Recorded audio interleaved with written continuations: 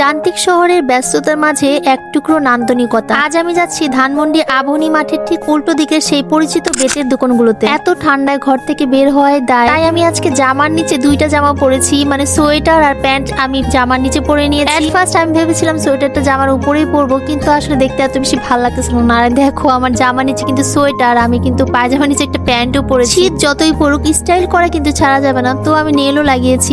আজকে ধানমন্ডিতে গিয়েছিলাম এক বিশেষ কাজে, কিন্তু আসার পথে বেতের দোকানে ঢুকে পড়লাম। তোমরা যারা আমার মতো ঘর সাজাতে ভালোবাসো তাদের জন্য আজকের ভিডিও। যে জিনিসগুলো বড় শোরুমে 800 থেকে 1000 টাকা, এখানে পেয়ে যাবা একদমই সাধ্যের মধ্যে। সবচেয়ে বেশি অবাক করবে এই আয়না আর ওয়াল ডেকোর পিসগুলো। অনলাইন পেজে এগুলো কিনতে গেলে যেখানে কয়েক গুণ বেশি দাম দিতে হয়, সেখানে সরাসরি দেখে অনেক কম দামে দরদাম করে কিনে নিতে পারবেন। এই আয়নাটার প্রাইস ছিল ফুল সহ 2200 টাকা। দামাদামি করলে অবশ্যই কমাবে। বাজেটে মনের মতো করে ঘর সাজাতে চাইলে আজই ঢু মেরে আসতে পারেন ধানমন্ডির এই রোড সাইড সবগুলো। চলুন এক নজরে আপনাদেরকে গানে গানে দোকানটা দেখিয়ে দেই।